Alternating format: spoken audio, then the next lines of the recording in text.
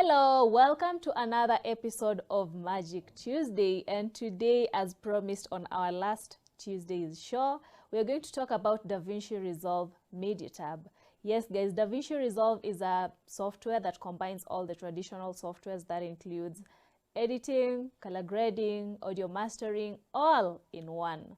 So you don't need to export, go edit audio on another software, then bring it back, go do color grading from a different software. No. All that under one software. And also guys, there's a free version for Davinci Resolve whereby it has a lot of functionalities. When you want to download the software, you go to Blackmagic website, that is blackmagicdesign.com, and then under Davinci Resolve products, you'll be able to find your free version to download from there. So yes guys, let's just get to it. First of all, I'll open my Davinci Resolve software and then we can pick from there.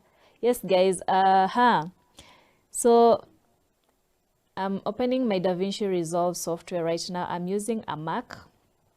I'll just give you a quick tour again of the interface of Davinci before we can get into the specific media tab that we are to talk about today.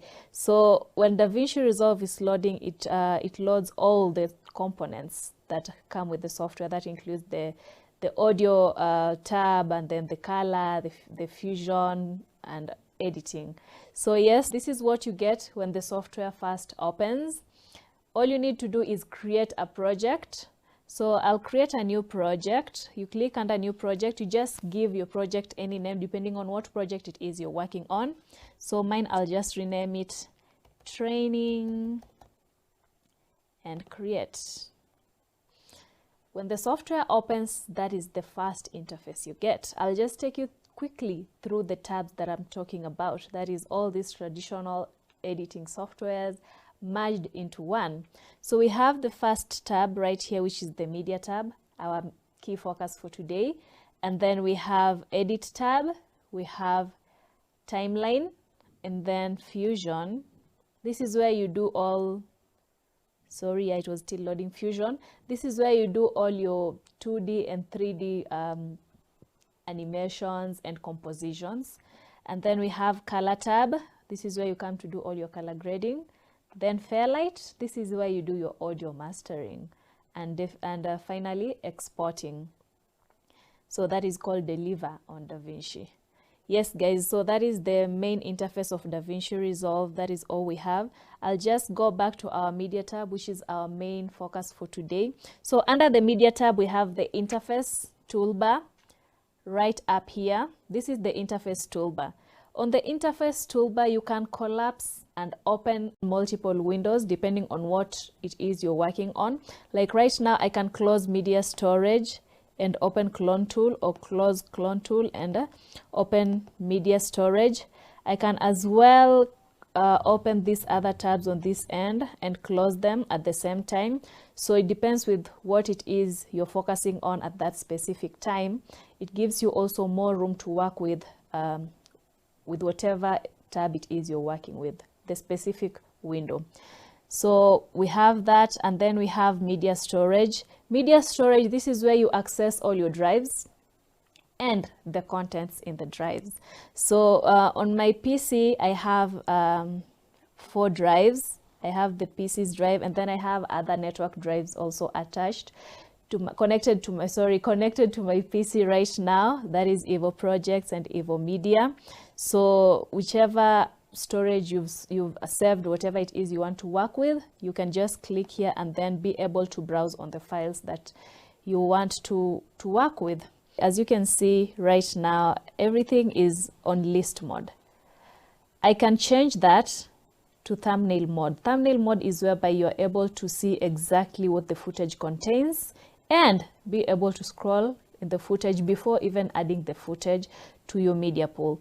So I'm going to click on the thumbnail view. The thumbnail view, this is what you get.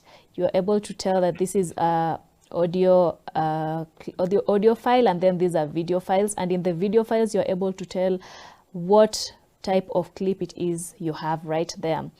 On the list view, you just get more information about the clip. Like you can have columns, there's time code, there's real name, there's touch. So you can get you can get more information about the clip while you're on the list view. But I prefer working on the thumbnail view. So yes, you can as well sort these clips.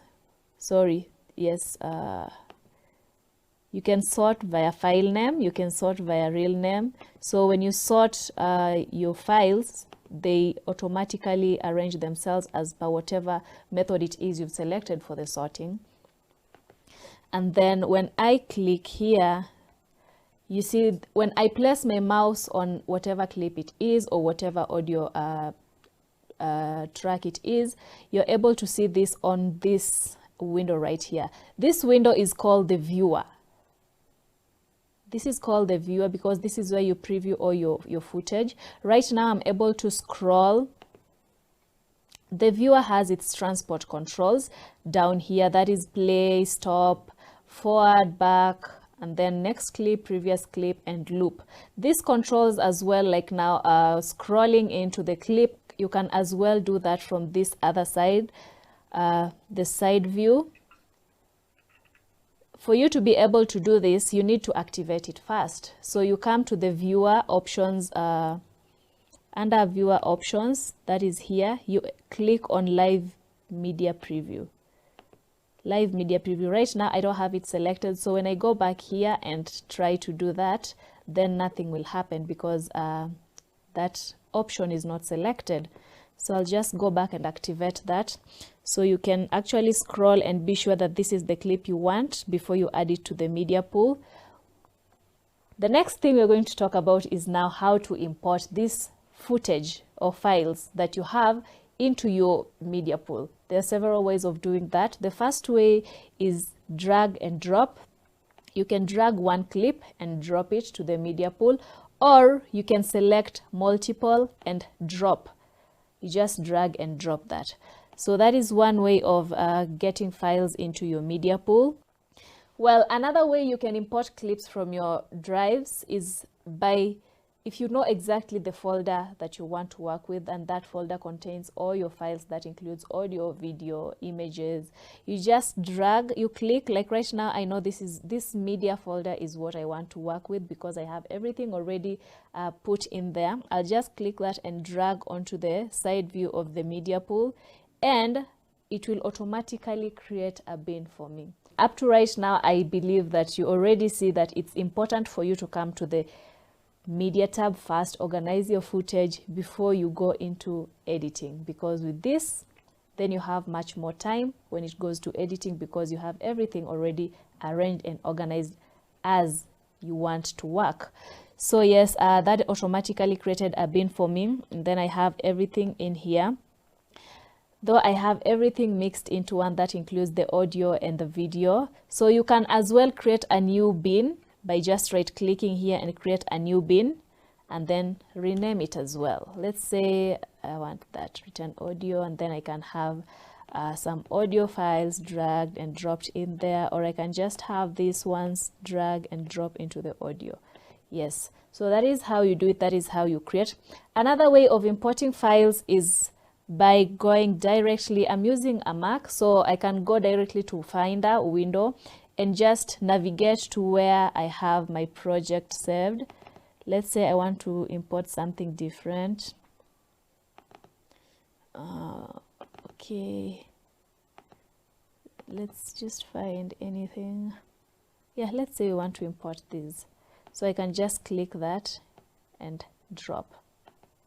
And there you go, you already have it. So you necessarily don't have to navigate through these drives from your media tab. You can just exit and go to Finder while still on Davinci Resolve software, and then import these files. So that was about importing files into the media pool. Now let's talk about the media pool itself. Right now you can see that I have clips imported in here, and they're in thumbnail view. So you can as well, right now I have few clips and I have this much space right here that I don't think I need. So I can just increase the size of these clips so that I have a much better view. That is one way you can work in the media pool. And as well, in the media pool, you can have the list view. That was thumbnail view. You can have list view whereby you have whereby you have several columns. It goes all the way till this side. So if you don't need all that information, that is the default list view for the Davinci Resolve. But again, you can edit that by just right clicking on that, and then you see all these checkboxes that have been marked is what you have there. So you can start by just unchecking them, and then you'll have yeah, you can see they're reducing, so I can do that. Yes, then do that, and there we go. So once you know that this is the information that you'll need for you to be able to work with your clips, and you don't want every time you come start a project on Davinci, you come and start again modifying the list view of your media pool, you can just save that. So I'll just right click here once again, and then I go to create column layout, and then I write there again training. And okay, so when I come here, you can see that my training column is there. So I can just load it or update or delete it and have just the default layout. So I'll go back to my thumbnail view because that is how I love to work. Within the media pool as well, the same way you are able to scroll before importing the media, you can as well do it. Right now you have this, while on thumbnail view, you're able to see whatever content you have in these clips, and some of them is not exactly what you want as your thumbnail image. The thumbnail image is whatever you want saved as the frame for that clip. So let me show you how. Like right now, this is a scene of two people, and then there's this third person who's lying on the bed. So you look at what is important. Maybe you want your thumbnail because it contains that. You can scroll to where it is and then right click and then just put set poster frame. So when I go back to the clip and start scrolling, you see that changes. But again, the moment I have my mouse pointing away from that clip or clicking away from that clip, there we go. Whatever I set as my poster frame is what I have there. So you can set the thumbnails depending on what it is that will guide you to whatever clip it is you're looking at. So yes, that is how you navigate and set your thumbnails. Yes, very interesting. Really, really interesting, the information, and knowing that all these things you can do them before you actually decide that I'm going to start cutting everything, and yeah, you have everything organized. Yes, that is for the media pool. Something else is you can do renaming of these clips. I want to just open something here. Okay. So right now you see that my clip is named in a very weird manner because I don't want to look for my clip and start searching for A003 and all that information. So maybe I can just come here and rename this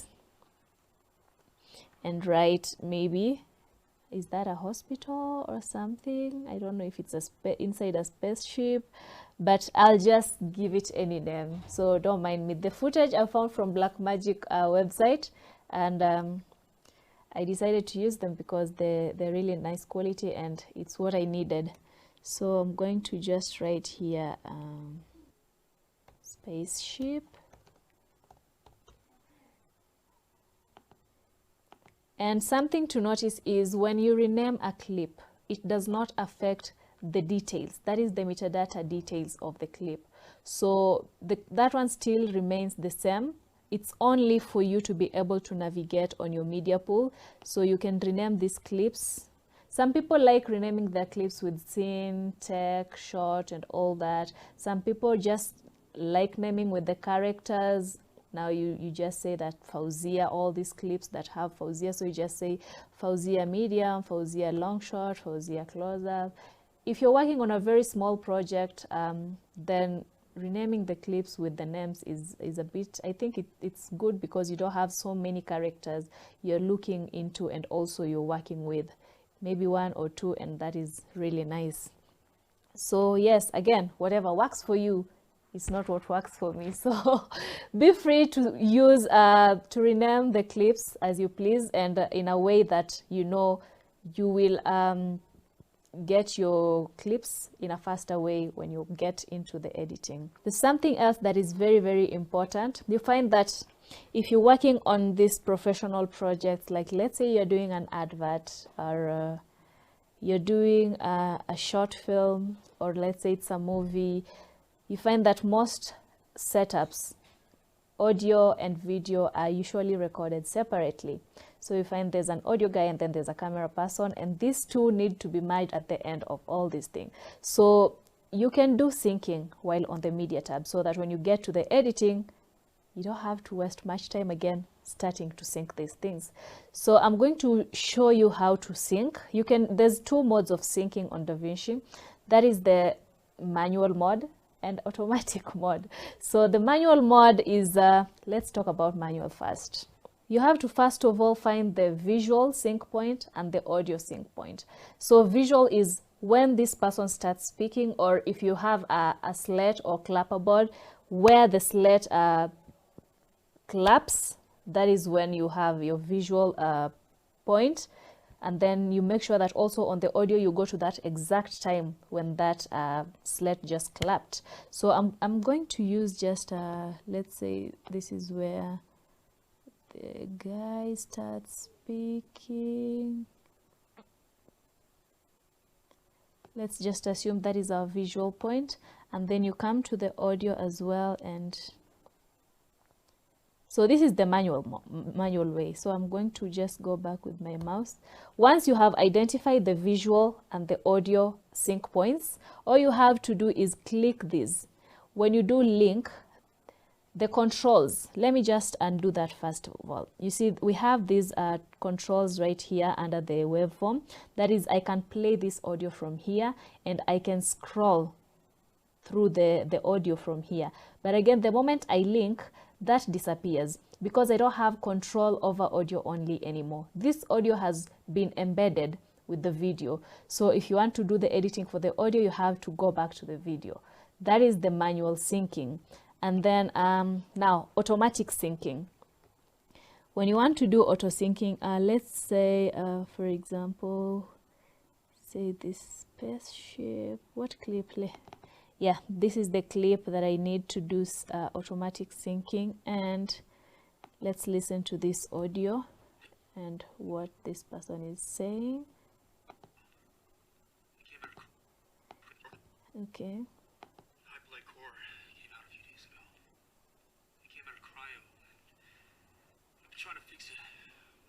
So it's just a small part of audio that I had identified comes from it. It's also in this clip. The clip is a bit long, but there's that point where this audio is supposed to go.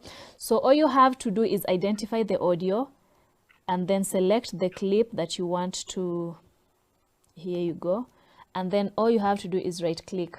For you to do automatic syncing, that is auto sync, you can do it based on timecode or waveform. I'm going to do mine based on waveform. So you just click based on waveform. Okay, no match was found when attempting to align these clips. I must have taken the wrong audio. So that is what you get when your audio and your video, they don't sync, or it's not that audio that you want to sync with that video. Sometimes you find that they have a, okay, whatever, let me just stop talking. That is what you find when your audio and video can't sync. So I'm going to do that auto sync again, because I think I just identified the video that I was to use. Just select the audio and video and then right click, auto sync audio based on waveform, and there we go. So when the audio and video are in sync, you won't get any error message. That is one clip and one audio. But again, what if you have multiple clips and multiple audios? It's the same thing. You make sure that you highlight all your clips and all the audios that you have identified to be going with the clips that you've selected, and then you just select them all, right click, and then you sync with either timecode or waveform, and Davinci Resolve will do everything for you. Then all you have to do is when you come back, you have everything synced. How interesting is that? Yeah, I know that is where people mostly have problems, because that syncing part, you find someone really trying to get that hey part, and then you find that 1 second, you miss 1 second, and then the sync is off, totally off. So if Davinci can do that automatically for you, then it's really, really interesting. So that was it with syncing, because once you have everything synced, then you have everything simplified when it comes to editing, and you have all this time to get creative and do the magic with the editing. So the next thing I'm going to tell you is about metadata, the information that comes with the clip. This information that comes with the clip is very important, especially for people who are working on large-scale productions, or they're doing a film, or these just generally bigger productions. This information is very, very critical. So what you have to do is right up on top here, there's this metadata tab right there. So I can have it collapsed or open, but you see that it's written nothing to inspect. The reason why there's nothing to inspect is because I don't have anything selected right now. So all I have to do is just click on any clip, like there and then there. So this is what you get. That is the clip details, and then there's this arrow at the top right. Yes, at the top right. There's some categories right here that you can actually add more information to the clip if need be, like let's say clip details, no, shots and scene, and then you can add information on this clip that you want to use as metadata.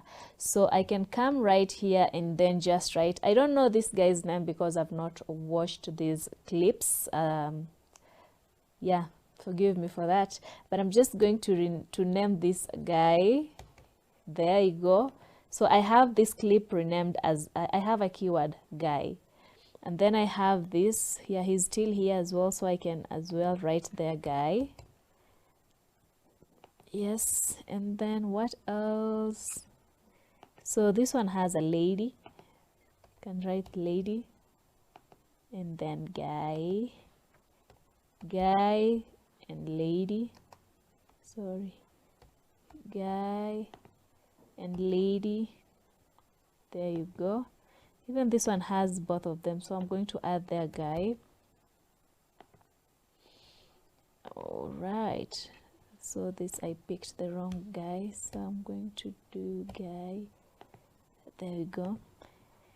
Yeah, so we have both of them here again, so I'm going to do that as well for this. And lady, where are you, lady? There we go. So I have that information that I have just put in my clips. I'm going to collapse that tab right now, and then now I go and create something called smart bins. I've shown you how to create bins on the media pool, but again, there's something called smart bins, from the name smart. This means that it does the thinking, and now depending on what information you have given it, it's able to organize this footage for you. So I'm going to right click and just create a smart bin, and then I'm going to just rename this to guy. And then which category is it that has the information you want to use? Mine was under shots and scene, and then it was under keywords, so I have to select keywords here, and then yeah, so I can write guy here and create. There we go. So I have my bin, and it has all these clips that have the name guy in it, and I can also create another smart bin. Remember, I had two names, I had guy and lady, so I can create another bin, another smart bin, and just rename it to lady. Yes, and then same thing, you have to make sure that you select what category you you edited your information on. Like I edited mine on keywords. So lady, I've not even finished typing, but the clips that have lady are already inside the bin, so I can create that. And what these smart bins do is every time you have more clips coming in, more files, adding more files to your media pool, when they have that information, they are automatically put in that smart bin that has been selected. Let's say it's scene 1, take 1. All these clips that have scene 1, take 1 in them will go to that smart bin, whether you add them while making the bin or they come in later while you're still working on your project. They'll automatically be arranged in that smart bin. And I think that is it. That is it. It's really interesting, and because this is a software, Davinci, Blackmagic, they keep updating more and more information into their software. So guys, make sure you stay tuned on our YouTube page and on Facebook, so that if there's any update and there's something very, very important that we need to share with you, then we are always sharing with you this information every Tuesday on Magic Tuesday for any Blackmagic information we have. And also, if you want to purchase Davinci Resolve Studio 17, that is the paid version, you go to our website, that is www.highwayav.co.ke, and then you're able to make your purchase from there. And as well, you can call us, you can reach us on +254 796 26 20 28. I forgot to tell you where our offices are, because I always do this at the end of every video. We are in Nairobi at South B, on Savo Road at Trans Towers on upper ground floor, office number 6. That's where we are, and we're always happy to have visitors around. So make sure you come for any Blackmagic queries that you have, and we'll be able to help you to our level best. So until next Tuesday with another magic, hopefully the edit tab on Davinci Resolve software. Make sure you subscribe to our YouTube channel. Behind the scenes today we have Mary and Jonah, and yes, see you guys. Bye bye.